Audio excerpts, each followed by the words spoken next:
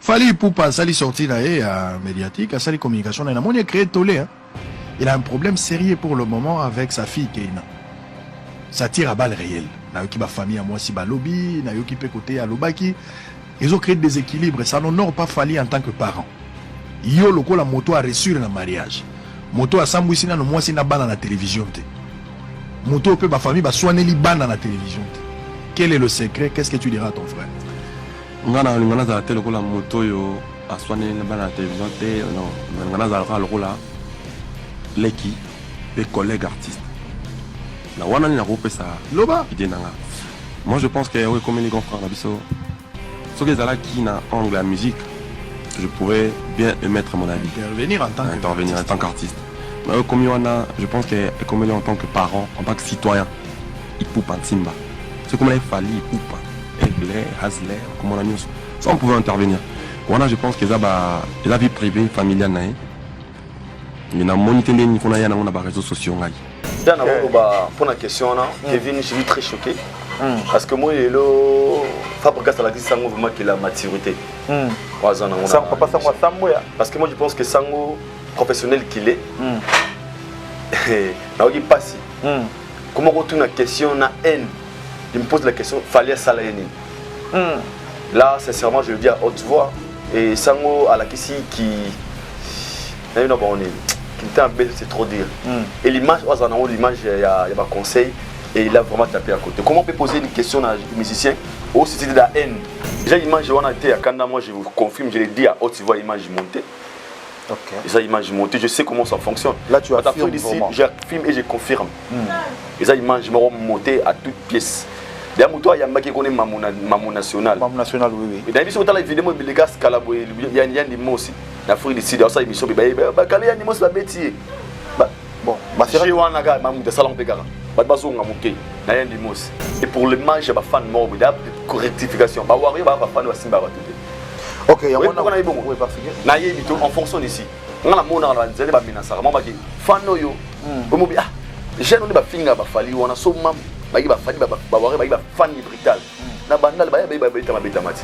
Moi c'est pas mon finger, attends mon avance la laisse. Le contraire pour tout biso, autres va pouvoir rester, mais on parle peut-être de bien fali. Tous arabes menacer pas fan il y a babatuana parce que pour eux bana nature na bango bazana ngo. L'artiste a fait rigoler à Zoa qui est na équipe de Mobimba Jet Fit, la team Jet Fit, baza na États-Unis baza qui se produit aujourd'hui. Bon, on a habité Ido. Après fait rigoler à obligé de faire na Congo parce que le 24 après juin est causé là.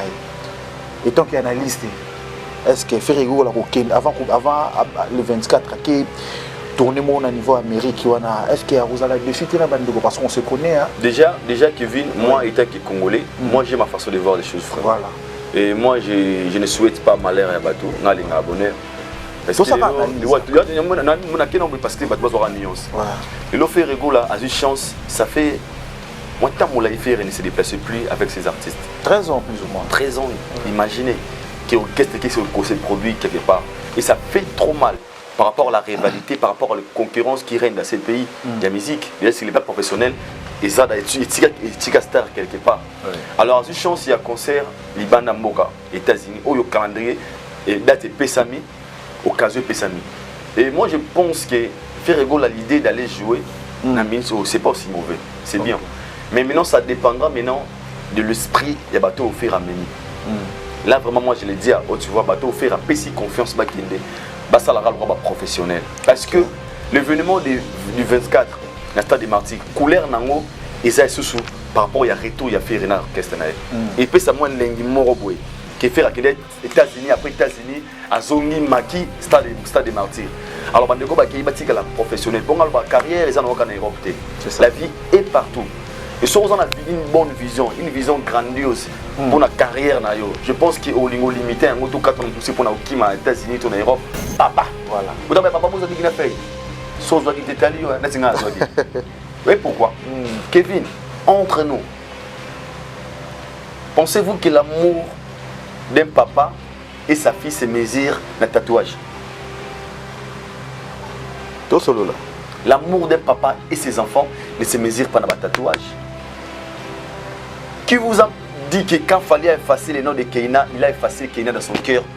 ou bien dans ses ADN. Parce que le sang qui coule et pas Keina, il y a fallu pourquoi.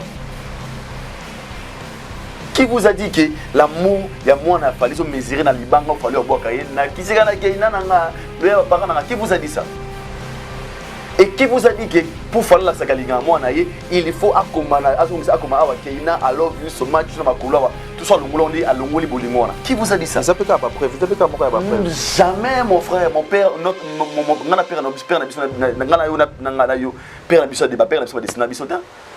Bon, on est bon. Bah, on est bon pire biso.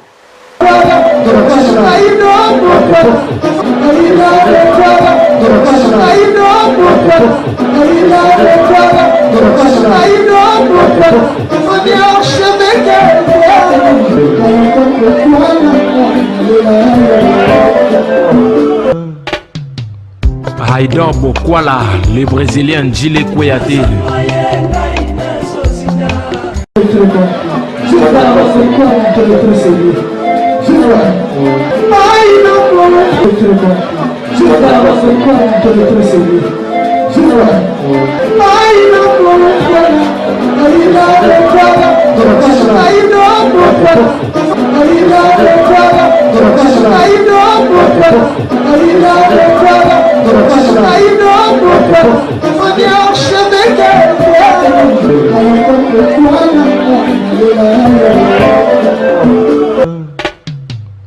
Haïdor Bokwala, bienvenue dans votre émission Tosolola qui est présentée par votre humble et simple serviteur Kevin Mboui. Il passe à Yakankou Joseph, le jumeau d'Afrique. Appelle-moi le jumeau de la presse. Bonjour, bonsoir, ça dépend de l'heure à laquelle vous avez cette opportunité de nous suivre à travers vos postes téléviseurs et puis vos ordinateurs, vos téléphones. Émission Tosolola, émission Tosolola. C'est une émission socio-culturelle. Tosolola, vraiment, on a des musiciens, des analystes, des joueurs, pourquoi pas des politiciens. Émission on a musique. Ils ont Christian Vemba dans la Suisse, papa na Christian Vemba, papa na Joël Vemba, papa na Joe Molex, Mola Baby, papa na Vini, sans oublier Yambuta Crispin Tsoussou, il n'est pas toujours connecté dans l'émission Oyo. J'ai un grand réel plaisir pour moi aujourd'hui. Bon, les gars, déjà tous à parler, alors tellement qu'ils ont mis pour avoir la matière. Complicité avec mon réalisateur Jordi, le futur. Tout ça, tout ça, là. Aïdor. Bonjour. Bonjour, mon frère, ami de longue date, de tous les jours, mon déco Kevin Mouyi. Il passe. Et puis, merci pour le concept de l'émission à Auto Solo là. Vraiment, encore une fois, félicitations. Merci. Pour le retour mes alliés. Ah, tout à l'heure, on a page mobile. Pour page mobile, ça va, cette émission là, fort. La solo. Tout à l'heure, on a page mobile. Tout à l'heure, Kevin, tout à l'heure, vraiment. Moi, je dirais seulement félicitations. Et puis, courage à vous. On a toujours la vie et Zara Aboué. C'est sur le faut focus sur l'Olingi, rester toujours positif. C'est ça. Là, pour cette occasion, on peut ça d'abord une salutation spéciale à mon sponsor officiel, Régial Groupe Investing. Il y a M. Pichun Zola Nibakoulom à la Mundele, Régial Groupe Investing. Et pourquoi pas aussi Pichindomele Mbodi Canadien. Pichindomele Mbodi Canadien, papa na Jean Blaise Ndomele. Pichindomele Mbodi Canadien. Papa na Jean Blaise Ndomele, on a ma vraie à au Canada, puis Ndomele, maman na soldat na zo bisayo. Puis Ndomele. So ibana ye ba on ra 5 pe mana. OK. Pour y avoir d'arabe à tunité avec Aïdor et Ndengenine. Crechombo sonne le roi SMS au la Western Union. Pitch Ndomele. Pitch Ndomele. OK. Pitch Ndomele, Mbodi canadien, tara Mbodi. Mbodi salutation à photo pour rapporter restaurant African Kitchen, maman na biso Lisa Loboko, Best of Africa. Groupe Obet Bon fait rigolo aux États-Unis. Salutations à maman Nabiso Lisa Loboko, Batutu Balinganga, je vous aime aussi. Sinon, merci pour l'invitation. Ok, Aïdor pourquoi là? Moussa les autres gars j'espère. Bon, on aura très bien. Déjà, je tiens à signaler aux gens qui net Léo déjà en Okaïta après émission, on a aucun des Brazzaville. Ok, Brazzaville, toujours une mission de service. Donc, Moussa les gars très bien par la grâce de Dieu. Mais ce bagina, so comprendre la réalité, visa à faute ça, aux à concentrer dans le logo limi. Alors moi de ma part, je me dis, depuis l'instant retour à Congo, et beaucoup de choses, et faut moi d'être sincère. Et puis sur le plan professionnel, aujourd'hui je suis très fier. Aïdor, dans le stade, il y a 4x4, mais c'est le stade à Fali Poupa. Donc c'est qu'à Fali Poupa. Donc na sala stade ya héritier Watanabe na sala stade ya Fali Poupa ya Basamba Deba na sala stade ya Roga donc lelo na baremusa na ngai c'est le professionnel c'est évolue donc depuis na awa pour la réponse au ba Félix Lokanga peut-être c'est trop dire a Félix Lokanga te mais il y a un moment parce que là-bas aussi nous avons numéro 1 les journalistes c'est tout Afrique ici nga Aïdor beaucoup là oui je pense bien sûr que oui mais na Djobu bolanda yo na mona Yannick Wata Hollanda yo Yannick ni abota la biso ba les patrons li passe ba mbongo na Djobo il passe ba mbongo na Djobo voilà c'est até muninga Alain Poupa il passe ba mbongo na Djobo ba confirmer ba Aïdor na yamba ba tout na Afrique d'ici tous les millionnaires au ba bolo a millions ba prêtre Afrique d'ici ba bando zonga kuna tikala nani ozomba na Afrique d'ici na sala to na yamba jibim plan na Afrique d'ici na ba héritier na Afrique d'ici na zana Fali na Afrique d'ici na yamba vena na nyokalunga na yamba no tsebo yamba Jérusalem en Afrique d'ici na parcours très positif na Afrique d'ici peut-être ça que lumière avec ma casté vu que kuno biga ba chaîne to sala pe et senga to ya Kinshasa et aujourd'hui même bande ko na ba en Afrique d'ici ba conscient que Aïdor beaucoup la fille un bon soldat un jeune général na bango ya sid o mutarobo ya ngote lo peut to ya to tigala bande ko na biso ba ya na ba yaniki wenge baza ba génie au cas ba tellement nombreux ba sape musala je suis fier de mais biso tu as pas un bateau de bonder l'Afrique d'ici matin qui va général c'est ça et ngazala général il y a péter pendo maximum oh mais c'est moi il faut il ça on a premier bataillon donc c'est ça émission où ça les lengi na Carole Luvengoka ya ba Carole sans oublier Krioni Bosongo la Boyaka les plus beaux les banquiers non mon appel merveille pour péchai nazo mona Daniel Ngudi toujours bon peut toujours connecté dans l'émission oh Aïdor c'est le loma toi qui m'en a parlé Masolo Afrique il y a tout bête Masolo Afrique fit parce que tout le bas tout à l'heure Yosa numéro 1 et puis bah ça va pas loin déjà donc bah tout ça batika là numéro tika là wole là tika ba mboka nga comme na kinwa pasteur était à Kanda auto dans Afrique fit pasteur était à Kanda auto dans Afrique fit tout le monde ba vidéo et tamboli azul zap c'est pas ba warrior est-ce que c'est vrai ba Betty et pas ba warrior pasteur était à Kanda déjà ça fait trop mal pour l'image du pays. Voilà. D'être sincère, mon Afrique d'ici, tant que en Afrique d'ici, on faisait aussi ces moussala, mais on les faisait de la façon dont il y en a par exemple, il y a Jérusalem. Il y a plusieurs artistes en Afrique d'ici, parce qu'on faisait ce boulot pas pour le buzz, on le faisait parce que toi, l'Afrique d'ici, c'est international. Les pays aux comptés niveau moins valeur. C'est un pays anglophone où tant au salam en Afrique ici, faut ça de manière professionnelle. Attends, c'est que c'est un mais d'autres buzz, moi je pense que ça n'honore pas le pays aussi et l'image de la communauté. Normalement. Et ça m'a bé. Déjà l'image on a été à Kanda, moi je vous confirme, je l'ai dit à haute voix l'image montée. Et ça image montée, je sais comment ça fonctionne. Là tu affirmes vraiment. J'affirme et je confirme. Et ça image montée à toute pièce. D'ailleurs, moi, il y a qui connaît Mamou National. Mamou National, oui. Et d'ailleurs, il y a évidemment des gars il y a des mots aussi. L'Afrique d'ici, dans ça, il y a des mots, c'est la bêtise. Bon, c'est vrai. Mamou de Salon Pekara. En fait, ce sont des gens qui créent de buzz. Pour passer là-bas, c'est une page. Pour l'Afrique, c'est un problème. Au sein de notre mission, mais l'aura ça a vraiment trotté. Bana problème, bana carence des artistes. Il y a mon account à terme toi ben été. Soit moi au sein ma bouquet moi avoir amké. Soit que kuno mino gangster. Moi ba batambong ba Hollanda yo ba Hollanda en fait. Bana problème il y a Rosanna il y a mon star en fait. C'est là mon oncle ça quand on a je les comprends aussi bana problème il y a mon star. Donc on a tout net au ça l'émission boy. Soit que kuna boy donc pour ba mon raison dans je pas bon, c'est un peu difficile, bon, trop à de ton Kenya. Mais cette image, déjà, moi, je ne parle pas tant qu'un warrior, parce que je ne suis pas warrior. Déjà, nous bango. Maintenant, chroniqueur musical. Et pour l'image, je suis fan mort, il y a rectification. Warrior, je suis fan de Simba. Ok, il y a un bon. Oui, parce que. On fonctionne ici. On a mon argent, on a menace. On a fan yo. On a j'ai un finger, Fali, on a so mam.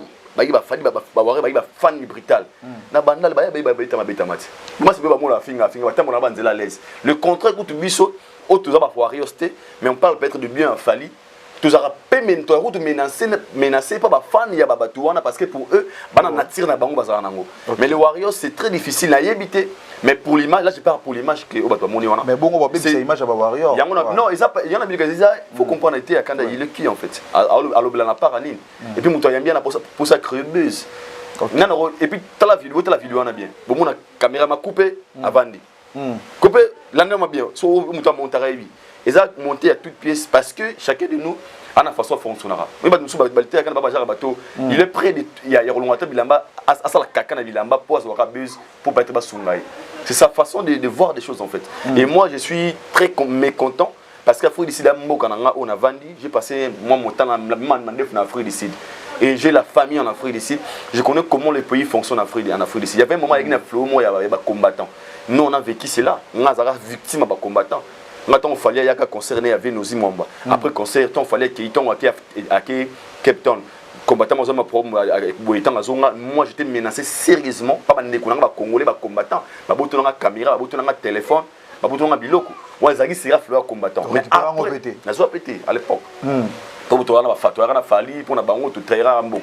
Après, quand on a combattu Sili, en Afrique du Sud, là-bas on a promené Toti. Tout a béto munduki tout a kiri mais cas simple boy c'est très difficile au monde à attaquer c'est très difficile si nous pas communauté comme la communauté et communauté Congo iniblement ça mais ndeko pour créer son buzz aligné ça peut être image ya fan ya muninga mobo qui est faux. Et là, je dis, et puis je suis très déçu de voir des comme ça, Congolais ou en Afrique ici, pour soutenir la bêtise et vous appuyez cela pour donner quelle image na Moutoua en fait. Je suis très désolé et puis très déçu, mais je ne suis pas surpris parce que Moutoua ça lui besoin c'est sa vie. Lui il vit comme ça. À ça pardon. Lui il vit comme ça pour na bango balinga buzz, il y a salité, il y a des balles pour que badbamo na bango, mais je suis très déçu comme on a moi mikolo musuba ba ngambe batuma boa mikolo. Pour soutenir des choses, les anti-valeurs, les gens sont là pour les soutenir et ça fait trop mal en fait. Comment on a bon, mais sinon là je confirme là, pour monter, il y a un bloc pour créer des bases, pour nuire peut-être l'image de l'autre. Pour qu'on ait dit, tu vas dans l'alim pour pas muto. À ça le marin, l'alim pour pas. L'alim pour pas que bête ça muta comme muta muta boké. Alain pour pas faire signaler. Alain pour pas que bête ça muta boké. Alain pour pas n'aller venir nanga. Alain pour pas que bête ça muta boké. Laisse-moi comprendre. En fait, ce sont des choses au même moment tout est ça là. Ça dérange des fois, tu vois. Non, on a monté mon bimba parce que c'est un pays où on a ouvert les. Il doit falloir bien parce qu'il y a non, je parle. Est-ce que tu vas réfléchir? Comment une personne a oublié la Libane et immoralité dans tout nabino et voulait cocotte dans ta bêtise et ce qui fait mal en fait. Tu crois? Moi je parle pas na offing bande on a sauté. Je parle par rapport à baisement ils a très mal conçu. Ils a valoriser beaucoup pour moi en fait. Et ça l'inga vraiment me sengoté. Mais offing à mon touté parce que je n'ai pas le droit d'ingérer quelque chose. Parce que c'est la mot kananga, je te dis que j'ai plein de respect. Dans la master j'ai une famille en Afrique du Sud, moi. Dans la famille en Afrique du Sud, dans la série, on a parlé en Afrique du Sud. Alors, moi, pour mon respect, on a critiqué Bandegambo. Mais moi, là, je parle le fait, il y a Marmou et Salamaki, je confirme qu'il y a des gens montés à toute PCP, il y a des saletés pour nuire, mettre l'image, il y a des fanatiquement au bâtiment, si on va tout. Donc, c'est ça. Nadej Ngombo, beaucoup là, il y a toujours connecté, la patronne. Il y a ce qu'on a Sid. Nadej beaucoup là. Il y a la biso. Il y a un jeep, tant midi pour. On l'appelle Naomi Mao Nabukwala. Naomi Bukwala, Rosette Bukwala, la designer, il y a un styliste patron. Il y a non. L'américaine. L'américaine. Je suis tout à avant de passer par Mikili, tout à ce Afrique du Sud. Qui botangi ba chic, ba nini, ba botangi ba chic, mais souvent qui ba States, ba nini. Mais ça m'a docteur m'a fief na biso kuna, docteur m'a ya second home na biso. OK. Merci Aido vraiment na nous avons vraiment déterminé vraiment très déterminé. Ouais, quand on est solo la émission to solo la toujours. Aido. Quand on a internet son réseau indara. Sortie médiatique il faut obligatoire c'est pas papa Samo. Déjà, pour la question, Kevin, je suis très choqué. Parce que moi, Fabrice a dit Sango vraiment qu'il a la maturité. Parce que moi, je pense que Sango, professionnel qu'il est, il passe. Comment on retourne la question, la haine? Il me pose la question, fallait ça la haine. Là, sincèrement, je le dis à haute voix. Et Sango, à la question qui. C'est trop dire. Et l'image, l'image, il y a un conseil et il a vraiment tapé à côté. Comment on peut poser une question à un musicien ou si c'est de la haine? Les gars, tu as émission solo là vraiment. Toujours solo là vraiment. Namoni regagne le fond na kati Angola, namoni Charlie Tchela na Gabon. Bon, on va toujours connecter une émission. Oh, mon frère jumeau Kankou Joseph, frère Joseph. Maman Annaël. il pas toujours connecté dans l'émission oh yo boza tellement ébélé pour l'émission oh Aïdor tu parles toujours dans l'actualité les autres ça samedi l'artiste a fait rigoler à Zoa qui est na équipe Nemo Bimba Jet Fits la team Jet Fits baza na États-Unis baza ko se produit aujourd'hui bon on a habité Aïdor après fait rigoler a obligé fois zonga na Congo parce que le 24 juin est causé là et tant qu'il y a analyste est-ce que fait rigoler avant le 24 qui tourner au niveau Amérique est-ce qu'il y a Rosala dessus parce qu'on se connaît hein? Déjà Kevin moi étant Congolais moi j'ai ma façon de voir les choses frère. Voilà. Et moi je ne souhaite pas malheur à bateau ngalinga abonné parce que parce que bateau aura nuance et le fait rigoler a une chance ça fait moi tant mon life ne se déplace plus avec ces artistes 13 ans plus ou moins 13 ans imaginez qu'est-ce qui se produit quelque part et ça fait trop mal par rapport à la rivalité, par rapport à la concurrence qui règne dans ces pays. Il y a musique, déjà s'il n'est pas professionnel, et ça est star quelque part. Ouais. Alors, une chance, il y a concert, Liban Mboka, États-Unis, où il y a calendrier, et date Pessami, occasion Pessami. Et moi, je pense que faire rigolo l'idée d'aller jouer, c'est pas aussi mauvais, c'est bien. Mais maintenant, ça dépendra maintenant de l'esprit, il y a bateau offert à Méni. Là, vraiment, moi, je l'ai dit, tu vois, bateau offert à Pessi confiance, Bakinde.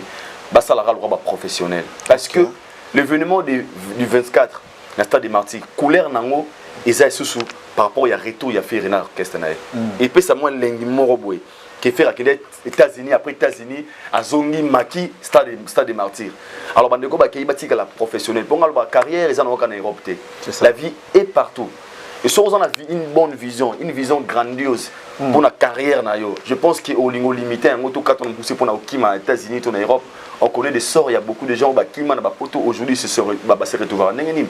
Est-ce que ça peut-être que ces gens-là devraient être des fallis à lobby, à lobby. Mais Kokima et Kaitsa Bango, la carrière, la vision va tirer là quelque part.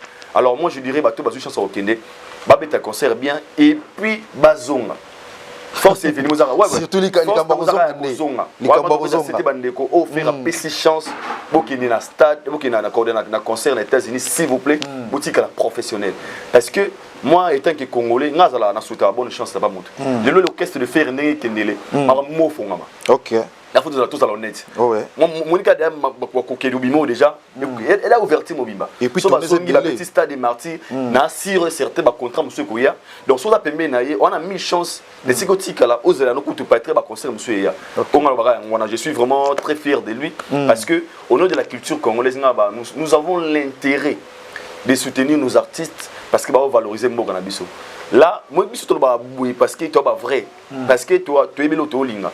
Moi, je peux venir à la télé pour nous souhaiter peut-être toi qui m'a et aussi un discours il y a faible et nous le temps que le fort guerrier toi bateau tolingara ton le balikambo on peut ça toujours bonne chance et moi je souhaite bonne chance à faire rigoler l'orchestre Mbimba na bandeko bakei bandeko ba na États-Unis surtout il y a produit bon par Best of Africa group de babeti kuna là salut maman biso Lisa Loboko na Lisa Loboko bien accueilli qui a déjà goûté na champagne mais que concert on est bien il a passé bonne chance ba fan na balingaraye o bazaki impatient il remonte pendant très longtemps comme aux États-Unis je suis sûr certain ba très content au moins ba image to ba ngenda bien à aéroport et le meilleur ils a rappelé ça les meilleurs de lui et puis les artistes batik la professionnelle après ba revenir dans pays ba kota maki ba beta concert o ba batik les autres chances au Kendete ba comprendre moi du contraire qui ga ba tomuke je suis sûr certain ba la sima ba vous avez chance au beta donc bonne chance à faire rigola et puis na Jet Set Nemo Bimba au baza kuna doya. Bonne chance à faire rigola et puis dans la team tu as Jet Set Mobimba Aïdor beaucoup là PMB a fait bonne chance dans la mission toujours professionnel. Moi je suis comme ça. Nous ne sommes pas ce que les gens pensent que nous sommes. Nous sommes très professionnels. On monitor A B bébé oza A bobenya on a A opeza B bobenya on a B numéro D je sais qu'il va taper Hollande taper mission oyo na Daïda Kivata motema mama Daïda to lega wana to dame et donc pourquoi là étant qu'il analyste Mopanzi Sango ndeka to lobaka na solo la pena bande komsusu ka pona makambo concernant ya le 24 juin concert ya Frigola oza concert ba tout bozela on a kata Afrique ebi oui, que faire ça, tout bosser là. Tout est, au balinga faire, ne bosser là. Faut ni batutu. Non, parce que tout le monde bazar fan a vérité en fait. Ya solo. Je pense que ce batutu c'est exagéré. Voilà. Vous comprenez? Alors pour éviter, et moi je pense que et ça na batu oh on est bazala wana oh c'est des concerts à faire rigoler. Tout c'est trop dire en fait. OK, bon. Maintenant La vérité. La vérité, tout sur la vérité. Et là au moins non ça la moins qui est muké. Mais tout le monde qui dans tout na suka na ngwa faire rigoler pas qui dépôt toto mission de kambo ya promotion.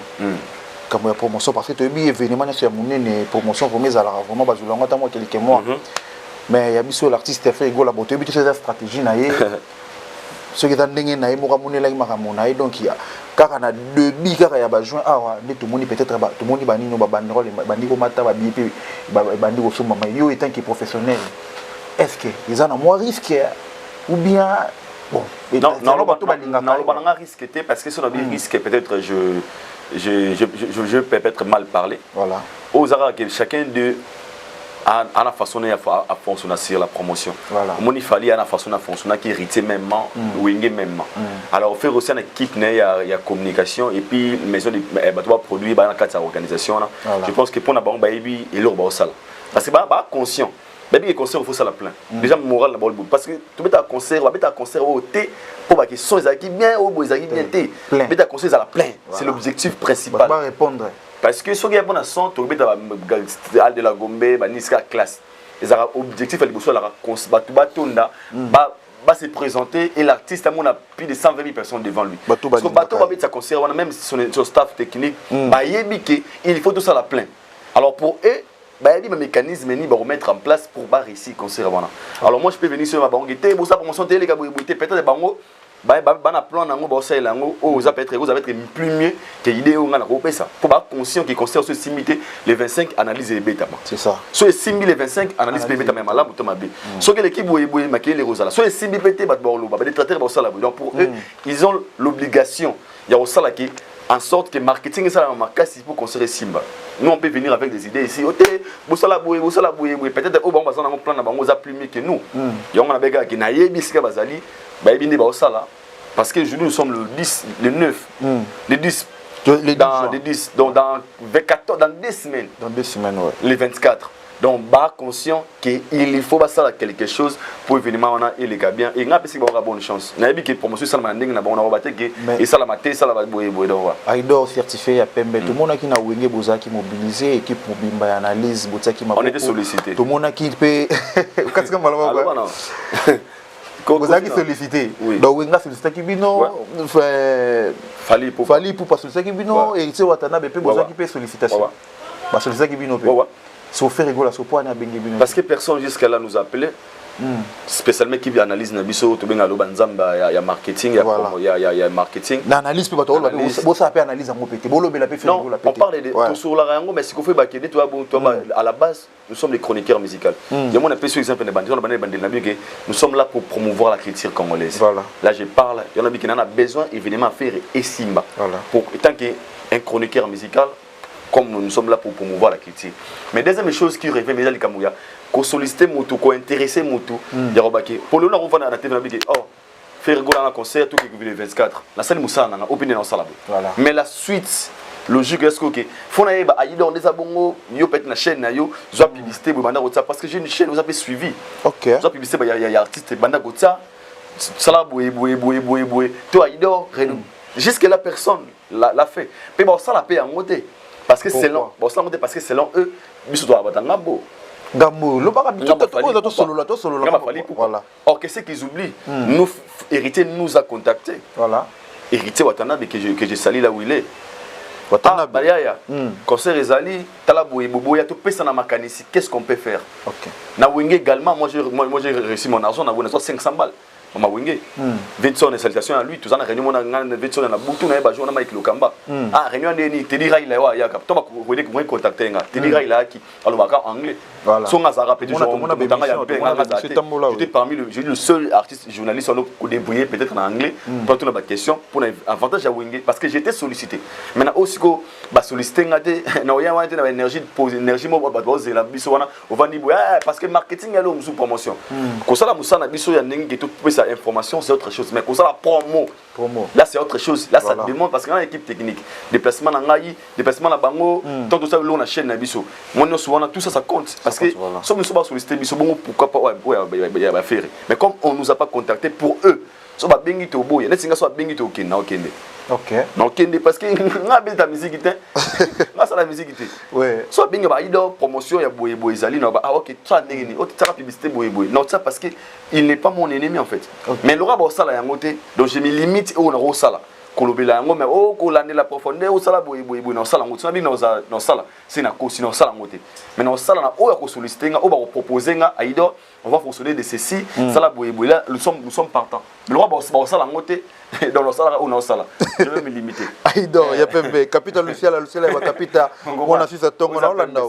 siko yo lo biso ba contacter donc tellement on va contacter oté on a moni siko lelo ke no Brazzaville pas vers Roga parce que on m'a sollicité aido beaucoup là concert Ezawa il faut publicité pour ça la boye na tel na OK c'est bon qu'est-ce qu'il fait il faut ils ont des pardon limbisanga ils ont des gomoko alanda biso pe minga alanda pe aido vraiment beaucoup la minga na chaîne na ngakutu na yeba kité atindeli nga video bi oh mais ndenge nini biso tona concert na ninga ba kongo mais mutu na bino aido atie ba publicité fallait ba publicité à faire rigola atie ba publicité à Roga na chaîne na est-ce que déjà nga na posta sur na page Facebook na ngomona na posta concert à les padres comment tous les Congolais rendez-vous et surtout tous les éléments de bonne musique rendez-vous le 24 régions. Je le fais étant des patriotes, je le fais parce que je suis un chroniqueur musical. OK. Je mes limites là. Na sali on a gros sala pour voir pour faire beta cara non je peux pas le faire parce qu'il y a mis c'est bon qu'on a biso. Na sali fort na mais ko ta énergie na sala monter parce que tu vas contacter ngate.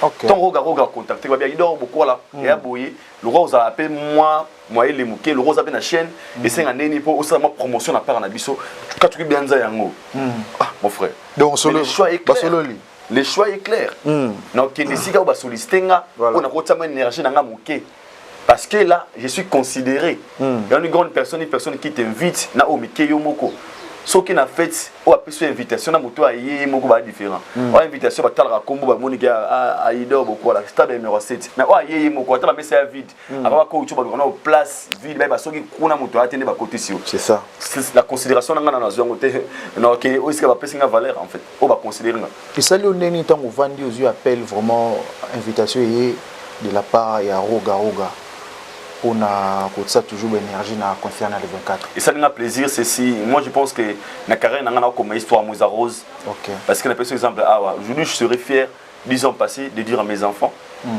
na sala concert ya Wingé na sala ya Fali Poupa na sala ya Héritier Watanabe na sala ya Masamba Deba ya Fali na sala ya Roga et j'écris une histoire oh le lonoba je serai fier de moi-même un jour dans l'avenir et ceci montre Yassine grandeur déjà ngai na travaillé stade il y a grand prêtre une grande star de notre pays le roi Fali Poupa numéro 1 ya musique francophone numéro 1 ya musique à Congo parce qu'on a la chance ya pembe oui oh là c'est moment yango ma frère bien et dérangé mais toi numéro 1 est-ce que est dérangé numéro 1 ba frère bazana ba Vincent bazana ba Jules na kangina na débat na dit que numéro 1 ya musique francophone numéro 1 musique à Congo actuellement je pèse des mots Fali Poupa na bicho numéro 1 na Nigeria buna boy na minute au numéro 1 na Nigeria so pèse au binanga pourquoi dans l'axolo A à Z pourquoi vous n'avez pas numéro 1 et le va plus sur Koufi le va Davido Koufi Davido sont vivants puis Square Wizkid mais le numéro 1 c'est Burna Boy actuellement parce que ce qu'il fait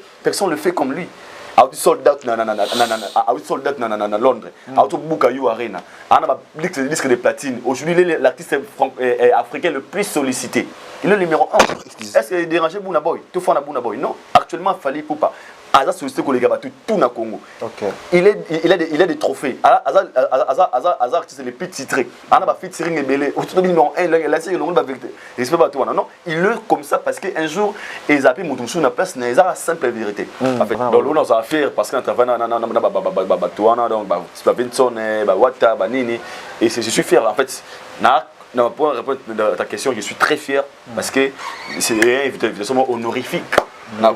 Ouais. OK, Roga pe na ndinga zalaka na na Brazzaville kuna na ba fanatique na est-ce que stade wana peut à 33 000 places, je ne me trompe pas.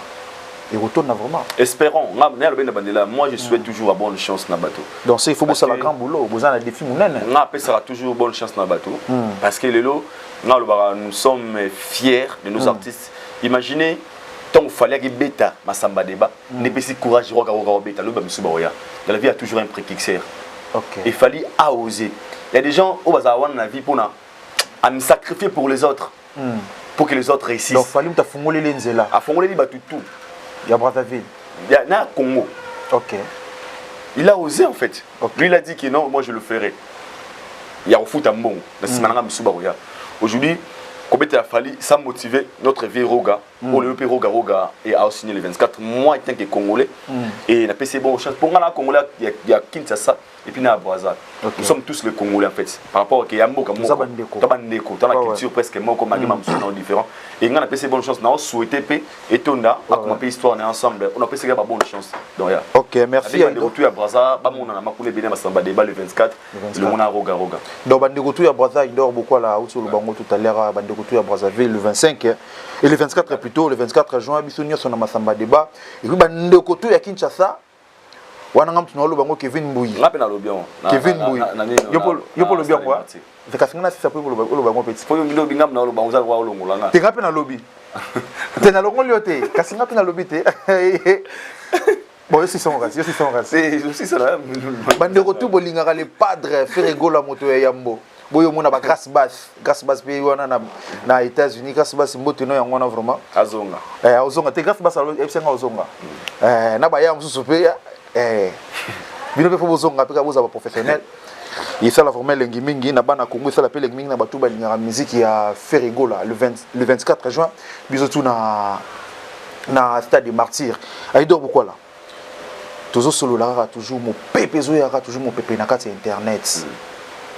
Yobi da personne okoma. Na éviter. Mon pépé zoyaka kaka Carole Vengoka Christian Vemba Innocent Innocibi autosinga communauté congolaise pardon na ba propos na yemo tena ki na tout monde qui yango tango yoka ki message on sala ki onengeni.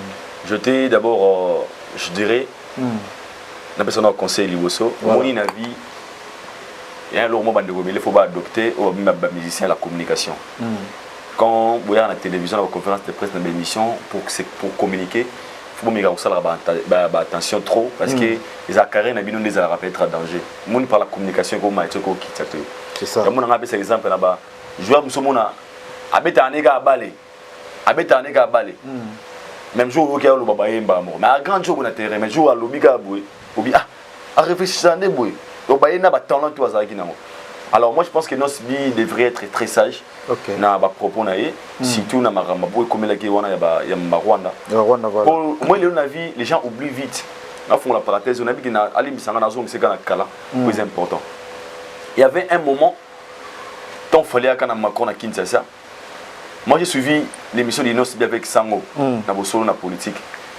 Nosbi le bolo mo boy na boso na ngota lobi ngai ba sollicita ngai et pas ambassadeur États-Unis. Maman Macron na talaki pour l'intérêt à peuple. Na ba ina okendete. Pour na ba mbozo le kaba Macron na sima boye. Tout le monde a produit. Ah il aussi il mono refusé fallait mtema bête ki mboka Macron Meli Castel. La réflexion d'Inosbi et puis ça imaginer donc dans misère fallait maman na démon que ayana Macron faux esprit. Mais les lots, ce qu'ils ont fait, c'est pur que ce qu'il fallait avait fait. Parce qu'il fallait, il y a Macron, il y a fallu, il y a des votes d'artistes, mais il y a des pour la là. Mais Nosbi, pour lui, il a se justifié la question, il a se justifié. Soit tu nous le nom Kevin, soit tu as dit, non, moi, je suis bon. Faut maman sauter. Et pourquoi? Il y a des questions à réfléchir à pour répondre. D'autres questions. Ah, moni par rapport à maman bisopé, déjà accepté que maman a vu. Alors cette question pour lui, il devrait réagir autrement, il devrait répondre autrement par rapport à ce qu'il répondre. Et déjà Batagoma va être dessus parce qu'il y a mon appelé. il est mieux placé de nous expliquer toutes les réalités on est les caractères parce qu'il y a vécu un monde qui est mort dans l'histoire. Mais sa réponse est et son agité au tout le monde qui sait et comment qui mais tant que Congolais moi je dirais bande de combat c'est notre frère et de l'autre côté on a vanda nosbi aloba Afro Congo dans la tête de tous les gens au bord de la musique baby qui nous ça s'appelle Afro Congo. Déjà Congo Congo on a été camarade na sima ya musique c'est notre ambassadeur. Deuxième des choses na mona ba yambe na ni mo ba na Céline Dion na Jennifer Lopez ba bengama let's welcome Inos from DR Congo. C'est ça. Donc de l'aura des rebelles bakati du Congo to ya Inos taki mwana mboka. À côté on a mona mais à côté mo boye o to me go tana c'est on a appelé ce conseil des fois dans la vie quand le commis déjà quand tu venais à la télé le baka pardon pour se justifier à sous trotter. C'est ça. La justification des fois elle est misara. Il y a un moment où c'est là qui était na art na sala qui peut-être on a très mal compris boli misanga tala boye bonasir pardon na mato ya bien on est singa na congolais na ya bien ngo eta qui ne connaît congolais et na yebi qui na pesa courage prochainement amega osala ki bana ba sortie médiatique na ye ba question moni qui peut être pour lier down avec correspondre un peu à sagesse pour lobby à commencer na mais sinon la famille reste sacrée le son congolais coule dans na veine na ils appellent au histoire donc moi faut que salut. OK, merci Aïdor Bokola. Chantal Vemba maman na Christian Vemba Arlette Yeta la patronne philo toujours Aïdor Bokola.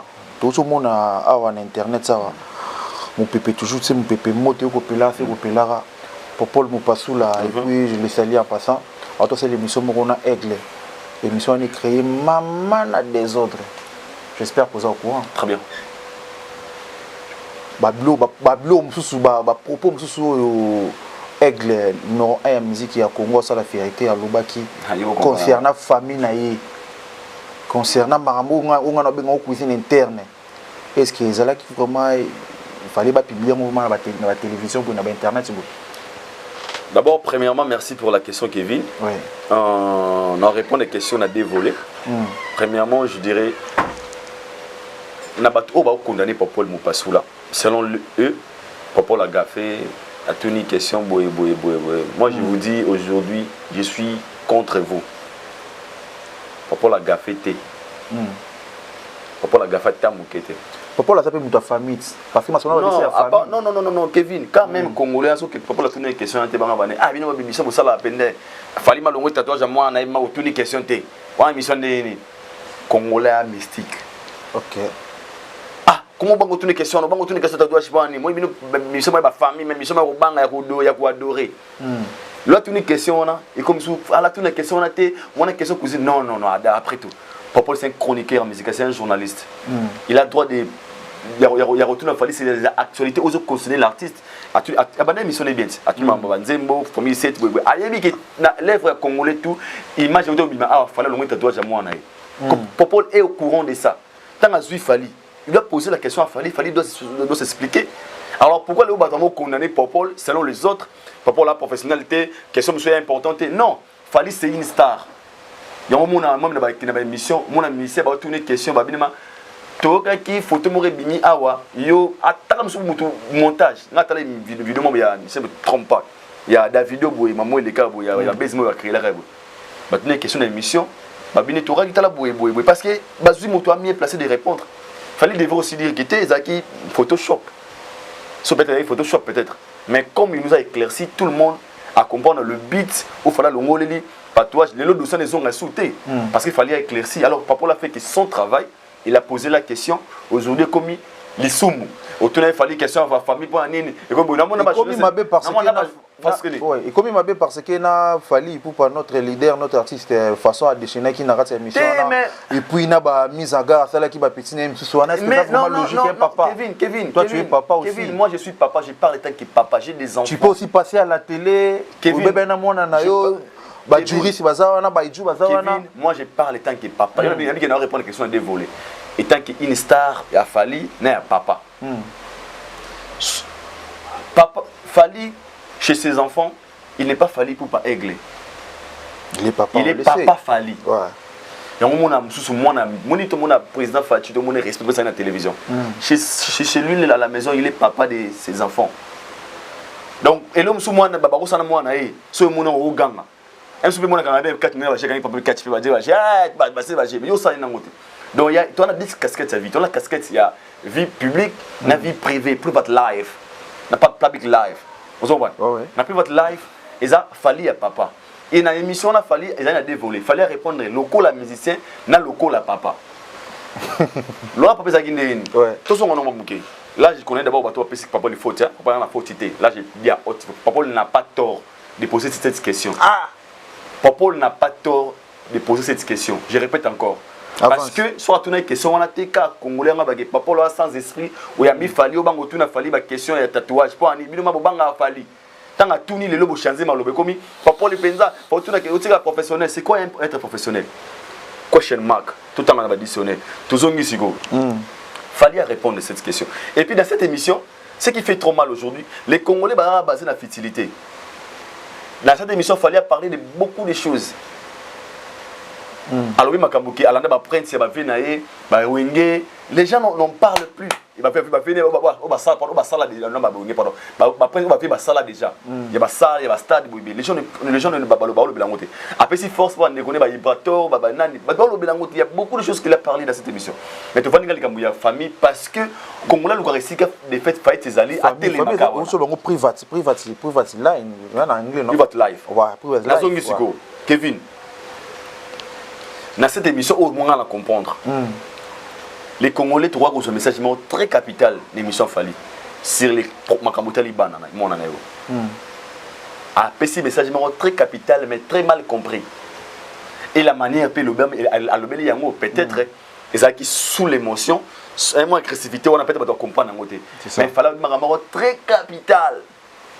Pour la banane. Pour la batunion sur un mokili. N'a pas tout. Ouais. Ma papa. Voilà. Vous avez papa, vous avez dit fait. Sauf que tu es allé, oui, pourquoi Kevin, entre nous, pensez-vous que l'amour d'un papa et sa fille se mesure dans le tatouage? Tout solo là. L'amour d'un papa et ses enfants ne se mesure pas dans le tatouage. Qui vous a dit que quand il fallait effacer les noms de Keina, il a effacé Keina dans son cœur ou bien dans ses ADN? Parce que le sang qui coule et pas Keina, il y a fallu pour pas. Qui vous a dit que l'amour, il y a moins à fallu se mesurer dans les banques, il fallait boire Keina, qui c'est que Keina qui vous a dit ça? Et qui vous a dit que pour faire la sagalinga il faut accompagner Keina, I love you so much, tout ça l'ongoli bolingwana. Qui vous a dit ça? Jamais mon frère, mon père, notre mon père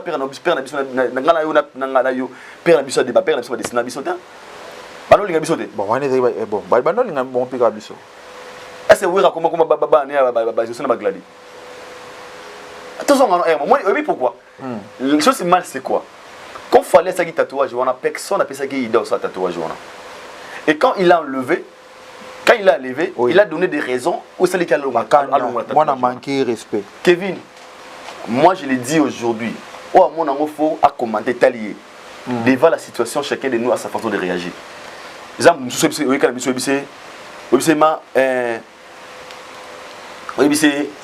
allô, Kevin, oui, que ah namoni nzele non ya moboya moi on gabi obika bon maman bloqué moi aussi sans tout non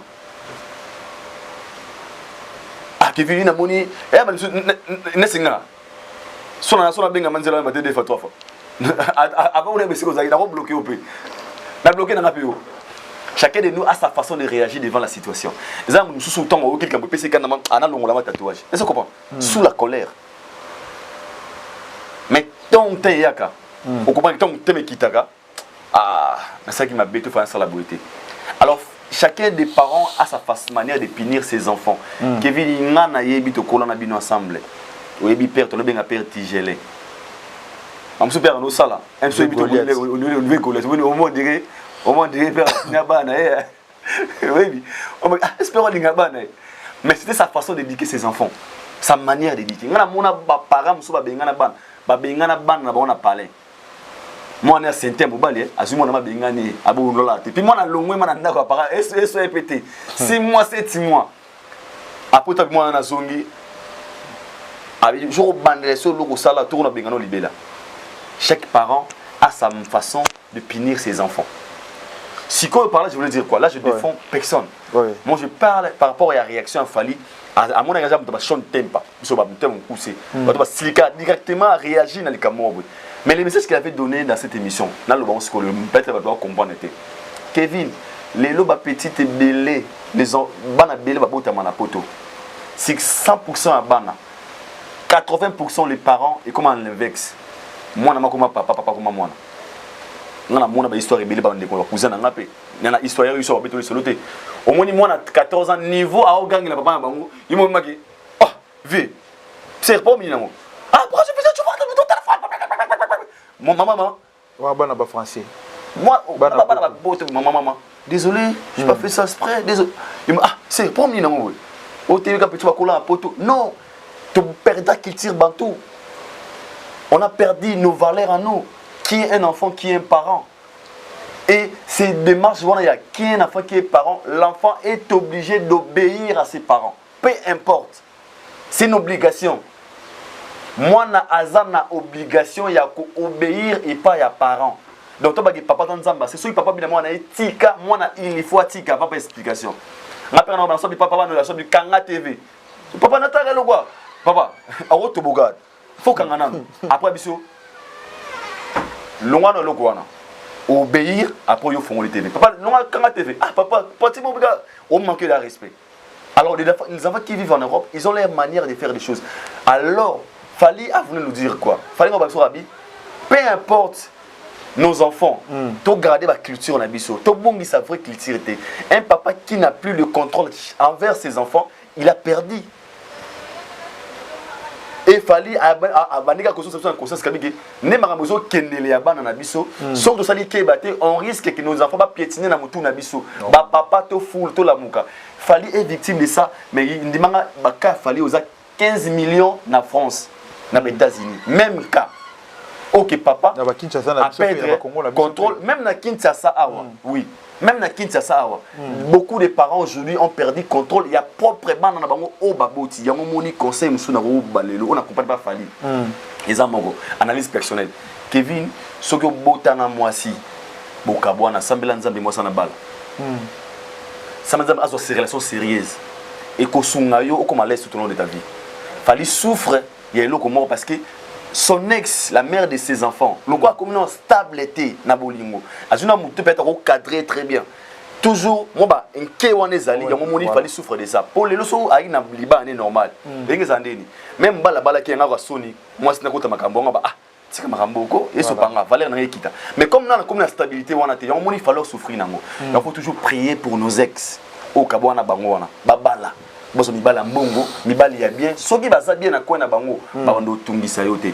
Parce que soki baza bien te, ils vont travailler leurs enfants. Bana bango comme obstacle na bino. Pour tout le monde on a se azua, muto tsala muto poison. Et muto alinga makasi, yom bano baki. Muto alinga makasi avec pro bomao. Et poni.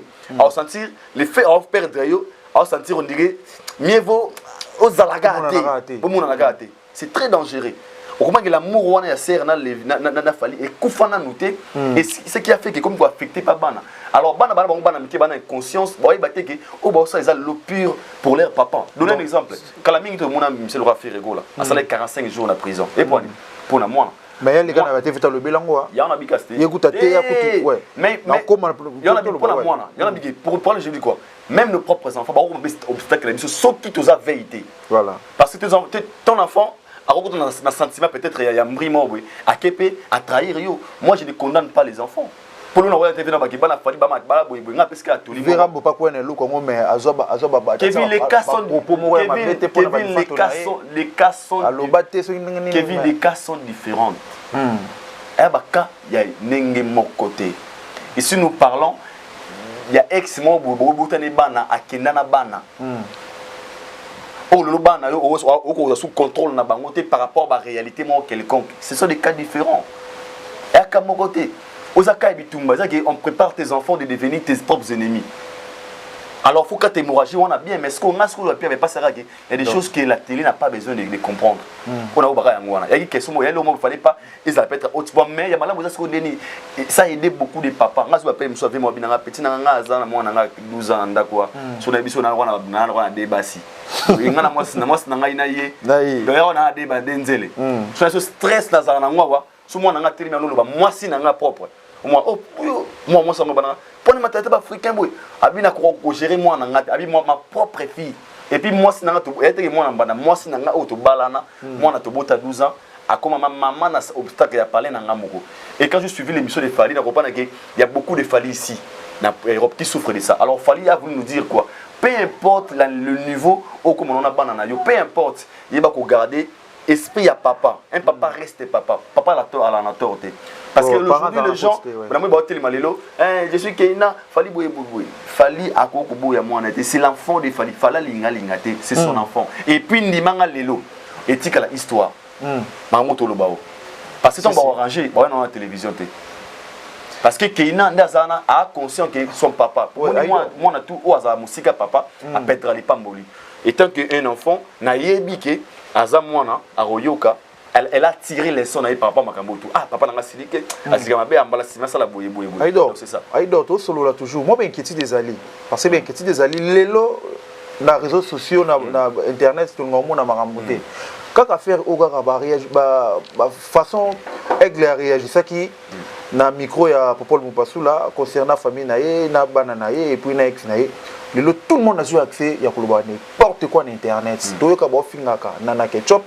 Maman na suba fana ba ko finga ka banana ye ba ko finga ka ba keina na habité ya ido tout ça wana na fungoli porte wana mta fungoli porte de la jalousie et ouais sérieux ouais on a bien on a petit conseil na ça faliga tagi mbiaka on a le besoin proposition à ça là en sorte qui réunissent des enfants mère idée kana rolo baga yangona ils ont la meilleure chose que ba tout ba ça va conseil wana bana problème moi na enano habité avanda wapi moi na enano problème miliki moi na problème classe. Moi, on a problème avec mes mais à la télé. Aujourd'hui, il y a des donneurs de leçons. Au moins, il y a un problème. Il y a moi, c'est un texte qui a évité. Mais tu vas falloir responsable. Demande des phasers. Tout le monde, papa bien ça là. Maman a dit maman Christelle. Papa comme les Djogo. Il y a beaucoup d'irresponsables. Pur ici, mais ils sont devenus des donneurs de leçons parce que Mouto Alingala, ils ont une fraction à Benouka Down. Là, on m'a fallu, vraiment très fragile, mais on a besoin de conseils. Étant que famille, même que la famille reste famille. La famille reste sacrée. Fally, Keina, c'est sa fille. L'histoire est qu'au Chanzara, jamais, sûr certain. Hémorragie aussi là parce que pour l'image de l'artiste Fally Ipupa aussi, pour sa crédibilité, le valeur qu'il a dans l'Afrique. Et locaux ils ont bien comme quitter moi c'est une dame. Alors pour les si là, les famille Maraboto aussi là et bonne chance na bango sur la grâce que famille ont. Na bandeko baratara makambuté beaucoup ça le longo base koloba n'importe quoi kenaya machin. Le bel avant petit. Bana mwa vanda question ka zangona. Bana mwa vanda. Au moins moi a créé faux compte et puis j'ai dit chef comme tu vois mon a Keina wana ya Facebook faux compte. Ya compte le coûta ça y était moi là na compte était. Au moins un ya congolais comme un niveau très élevé, assume compte Facebook comme mon bato anigo finga. Pour juste salir l'image aussi de l'enfant et l'image de l'artiste. Aux abétés pour protéger la valeur. Peu importe, il y a le valeur à protéger parce que ce valeur-là va valoriser les bandes bamboka. Alors on va mériter un minimum de respect, parce que la valeur na biso. Fallait sont des valeurs. Il y a mboka na biso. Ba honorer mboka na biso. Ba V quadre. Ba monsieur belé. Ba valeur na biso. Celui qui a commis bango, ne serait pas pénisa moto. Tu me requittes. On a pris exemple là. Davido a bimbi qui a moi sinatigi ba na pa na ba na. Moi na dindi na piscine na Koufi. Et ce moment Niger comme ça on est David ali moi na boy mais soyez na Congo papa kingana li mona na moi na dindi na ma Koufi piscine na Koufi et moment de ngani mais comme bi valeur ya artiste na bon pour na valoriser baza dossier wana ba tsango polémique té ba poser ba condoléances c'est ça qu'il faut. Il y a des choses à protéger, il y a des gens à protéger. Dans la société, c'est très important, frérot. La famille est famille, les sacrés, Fally et sa fille Babatou. Nebi que communication est importante. Est-ce que moi, on appelle un blog super, pour ça, soit papa. Est-ce que papa peut s'arrêter à accès, ça fait partie de la réalité. Mais moi, je suis sûr et certain que la famille est sacrée. Fabien, Fali was moi, on a été à Botaray, on a raté. On a payé des tatouages à la raté. Donc, autour de ça, là, on a dit que la famille est sacrée. Sinon, merci déjà. Ok, merci. Internaute, sinon, sur la émission, tout solo là, tout comme déjà presque à la fin. Tout le monde a toujours dit s'abonner, toujours à Idor Media TV, tout s'abonner massivement, tout aura toujours des émissions qui toko boy. Non, puis ça merci à FC Songol, Maître Songol, le club moi va mettre à Bandal, va salama club dans mon FC Songol. Donc tout ça na pour s'adhérer, bien quand na numéro za na sewana. On pose vraiment d'informations concernant FC Songol, na mon Arnaud Banza, l'artiste, na mon Code de 1000 baskets, l'artiste. Donc tout ça toujours ensemble et Konda et papa. Nous sommes toujours ensemble. Aïdo, comment déjà dans ce cas? Merci beaucoup. On a habité peut-être le Cameroun fait tout solo là. On a presque tout parlé, pardon. Merci d'avoir nous à Braza. Déjà dans Ziner Kaga, nous en avons merci à vous. Batutu Balinga, je vous aime aussi. Nous avons ta vérité. Soit la vérité n'a dérangé qui que ce soit. I'm sorry, mais la vérité, des fois ça blesse, mais c'est la vérité. Merci Batutu Balinga, je vous aime aussi. Donc on est ensemble, donc c'est ça. Ok, merci. Nabato tout le monde vraiment numéro nanga ngwana mo ba commentaire, ba suggestion, ba conseil ou ça là vraiment bien. Wabino Kevin Mouyi, les jumeaux de la presse, il passe à Kankou Joseph, Christian Vemba, Crispin Tsoussou Yamuta, monté maman Lourdes, Crispin Tsoussou, non le ba toujours Crispin Tsoussou, Yaya Kati, mon oncle, Christian Vemba. Tous a toujours connecté une émission où tout Koutani Bongo Mikolokoya. Ciao.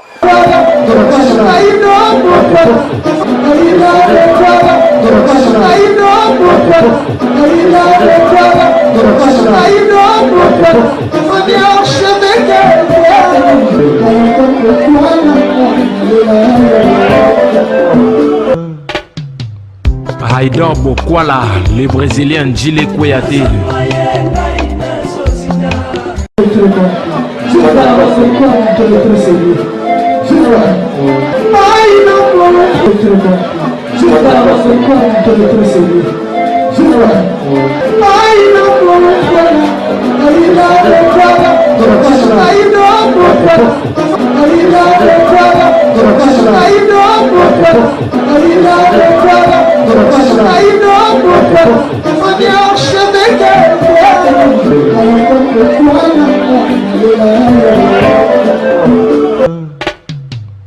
Haïdor Bokwala, les